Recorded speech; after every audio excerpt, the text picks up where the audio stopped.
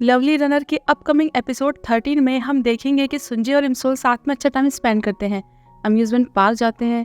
वहाँ सुंजय इमसोल से कहता है कि फ्यूचर में जब हम मिलेंगे तो यहीं आएंगे। इमसोल भी विश करती है कि ये बस उनकी आखिरी मुलाकात ना हो। सुंजय उसे एक प्यारा सा पेंडेंट देता है और उसे पहना देता है। लेटेस्ट एपिसोड में इमसोल ने सुंजय के सामने अपने प्यार को कन्फेस कर लिया था कि अगर उसने अपनी फीलिंग्स नहीं बताई तो बाद में उसे रिग्रेट होगा।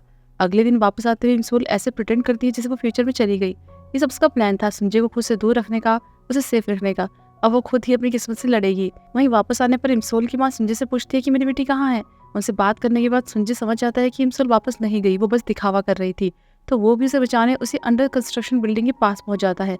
वहीं इमसोल अभी भी इन्यू के होम टाउन में अपने फ्यूचर के लिए लड़ रही थी और डिटेक्टिव किम से हेल्प मांगती है उसे बचाने के लिए।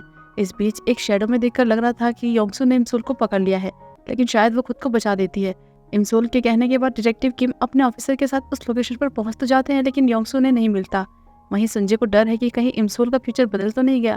वो उसे ढूंढने भागता है। फिर हम इमसोल को सुंजय का नाम चिल्लाते हुए उसी पहाड़ी पर भागते हुए देखते हैं। सुंजय भी वहीं पहुंच जाता है।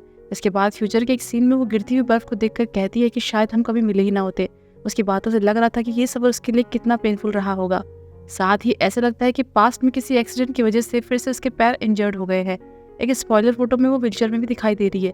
तो ये पॉसिबल है कि इतना सब कुछ करने के बाद भी फ्यूचर नहीं बदल सकी, इसीलिए उसे अब फ्यूचर में सुंजय से मिलने का अफसोस हो रहा है।